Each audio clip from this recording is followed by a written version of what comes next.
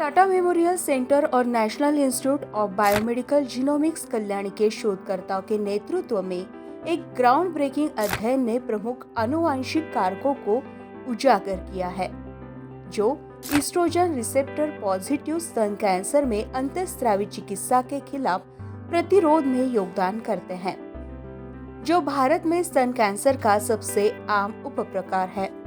Communications biology में प्रकाशित निष्कर्ष महत्वपूर्ण अंतर्दृष्टि प्रदान करते हैं कि क्यों कुछ रोगी हार्मोन्स थेरेपी प्रति प्रतिक्रिया नहीं देते और लक्षित उपचार रणनीतियों के लिए नए रास्ते खोलते हैं।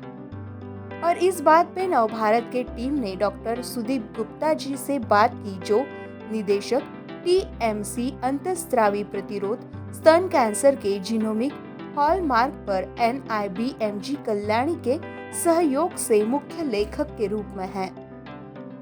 से क्या बताएंगे कि मेन क्लिनिकल प्रॉब्लम क्या दिखाई देते हैं जब ब्रेस्ट कैंसर के लिए पेशेंट आते हैं? ब्रेस्ट कैंसर में एक प्रकार ऐसा होता है जिसमें एस्ट्रोजन रिसेप्टर पॉजिटिव, जिसको हम बोलते हैं।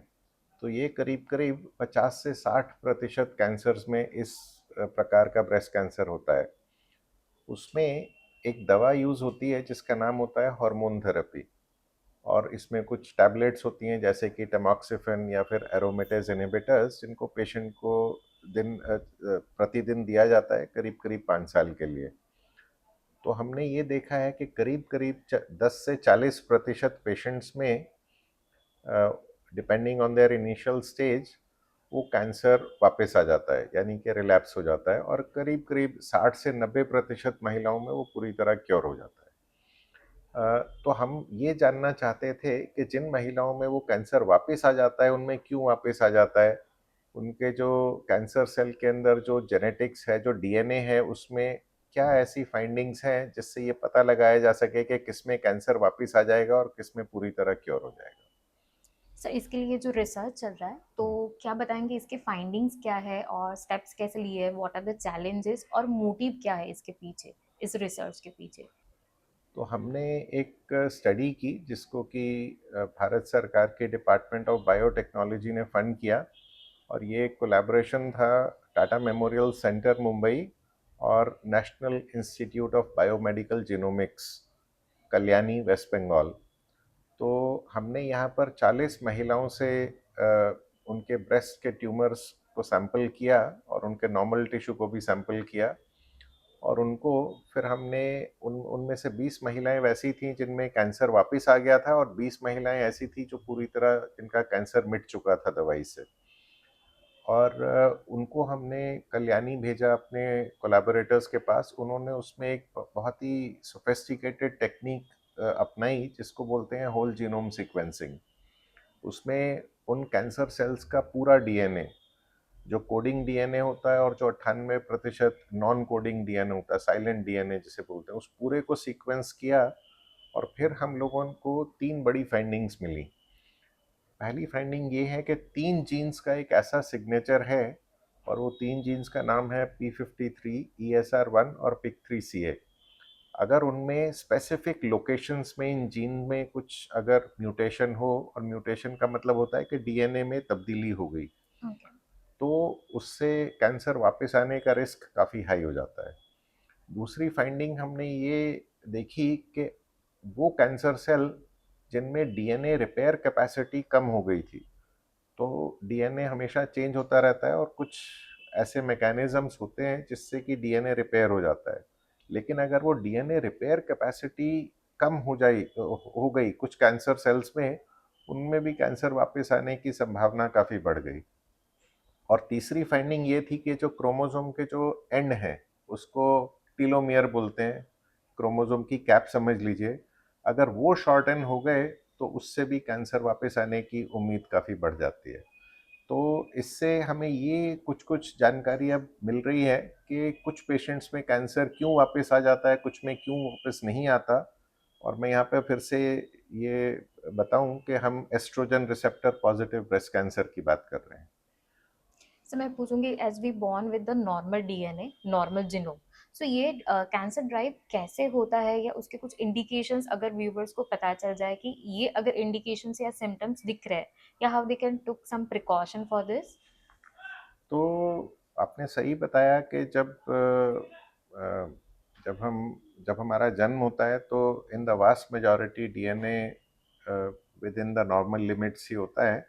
तो जो कैंसर के जो अगर मैं ब्रेस्ट कैंसर की बात करूं तो उसके कुछ लक्षण होते हैं कि ब्रेस्ट में कोई गांठ हो गई, बगल में कोई गांठ हो गई, या फिर ब्रेस्ट से निपल से कुछ रिसाव हो गया स्तन से, या फिर अगर ब्लड का रिसाव हुआ, या फिर ब्रेस्ट के ऊपर अगर जो स्किन होती है, खाल होती है, अगर उस चमड़ी में कुछ तब्दीली हो गई, तो ये सारी चीज़ें ऐसा इंडिकेट कर सकती हैं कि कैंसर हो सकता है। तो अगर किसी भी महिला को ऐसा कुछ लक्षण लगे तो मेरी उनसे विनती है कि तुरंत किसी हेल्थ केयर फैसिलिटी या डॉक्टर को दिखाएं और उसकी जांच कराएं। सर ये जो रिसर्च ये स्टडी चल रही है तो इसके क्लिनिकल ट्रायल हुए हैं या होने वाले हैं? तो हमारी जो जेनेटिक फाइंडिंग्स हमें मिली है कि कुछ ब्रेस्ट कैंसर पेशेंट्स में कैंसर क्यों जल्दी वापस आ जाता है, कुछ में क्यों क्योर हो जाता है, तो जो मैंने आपको जीन्स का जिक्र किया, वो जीन्स के म्यूटेशन के लिए कुछ दवाएं खोजी जा चुकी हैं, कुछ अभी खोज में हैं, लेकिन वो दवाएं अभी पहली स्टेज जब पेशेंट का ऑपरेशन होता है उस स्टेज में अभी उनका इस्तेमाल नहीं होता है। तो हम सोच रहे हैं कि कुछ क्लिनिकल ट्रायल्स ऐसे करें कि जिन महिलाओं के जीनोम में ऐसी संभावना है कि कैंसर जल्दी वापस आ सकता है, उसमें उन दवाइयों को टेस्ट करें और देखें कि उनमें भी क्योर रेट कुछ बढ़ाया जा सकता है क्या। पर ये आगे के शोध का एक विषय है। सर क्या कहेंगे कि कितना टाइम लगेगा इस सब रिसर्च के लिए और ये क्लिनिकल ट्रायल के लिए?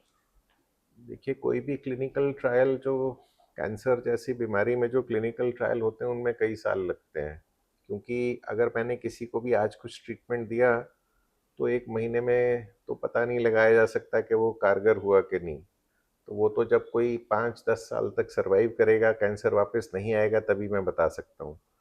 तो कई साल लगते हैं इन क्लिनिकल ट्रायल्स में, और क्लिनिकल ट्रायल्स तो चल ही रहे हैं, दूसरे विषयों पर तो चल ही रहे हैं, इस पे भी हम उसको शीघ्र ही उसका आरंभ करेंगे। और मुझे उम्मीद है कि अगले 4-5 साल में कुछ और अच्छे नतीजे आएंगे, जिससे ये पता लगेगा कि शायद हो सकता है कि हम लोग ज़्यादा महिलाओं को क्योर कर सके। सर कोलैबोरेशन के बारे में बताएंगे, कौन कौन कोलैबोरेटेड है इस रिसर्च में?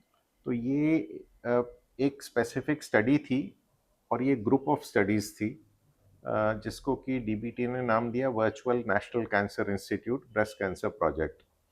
तो इसका प्रिंसिपल कोऑर्डिनेटर मैं हूँ, और इसमें 4 संस्थान इसके वहाँ पर हुई है स्टडी। एक था टाटा मेमोरियल हॉस्पिटल, दूसरा था एक्ट्रेक, जो दोनों टाटा मेमोरियल सेंटर के अंडर हैं, तीसरा था national institute of biomedical genomics Kalyani में, वो एक डीबीटी इंस्टीट्यूशन है, और वहाँ पर प्रिंसिपल इन्वेस्टिगेटर थे प्रोफेसर पार्था मजूमदार। और एक जो चौथा इंस्टीट्यूशन था वो था national centre for sale sciences Pune में, जो भी एक जो जो जो एक डीबीटी इंस्टीट्यूशन है, वहाँ पर प्रिंसिपल इन्वेस्टिगेटर हैं डॉक्टर गोपाल कुंडू। और टीएमएच का प्रिंसिपल इन्वेस्टिगेटर मैं था, एक्ट्रेक के प्रिंसिपल इन्वेस्टिगेटर मेरे कोलीग हैं डॉक्टर अमित दत्त, और इन सब के लिए जो ओवरऑल कोऑर्डिनेटिंग पीआई है वो मैं था। और इसमें एक स्टडी नहीं थी, ये एक स्टडी है जिस जिस जो जो हमने आपसे शेयर की, इसमें कम से कम 4 और स्टडीज़ हैं, और वो भी उनके भी नतीजे निकल चुके हैं, वो भी हम पब्लिश करने की कगार में हैं। तो जब वो पब्लिश होंगे तो फिर आपसे कुछ चर्चा करेंगे। सर व्यूअर्स को कुछ कहना चाहेंगे थ्रू आवर चैनल्स? सो मैं यही कहना चाहूँगा कि शोध जारी है, हमारा प्रयत्न निरंतर प्रयत्न है कि हम ब्रेस्ट कैंसर को, सारे कैंसर्स को ज़्यादा से ज़्यादा मात्रा में क्योर कर सकें। और आप घबराइए नहीं, अगर आपको ऐसा कोई भी लक्षण लगता है जिससे कि ब्रेस्ट या कोई दूसरा कैंसर हो, तो अपने डॉक्टर की या हेल्थ केयर प्रोवाइडर से सलाह लें, सतर्क रहें, और टाटा स्मारक केंद्र में हमारा भरसक प्रयत्न रहेगा कि हम अफोर्डेबल कैंसर ट्रीटमेंट सबको उपलब्ध करा सकें।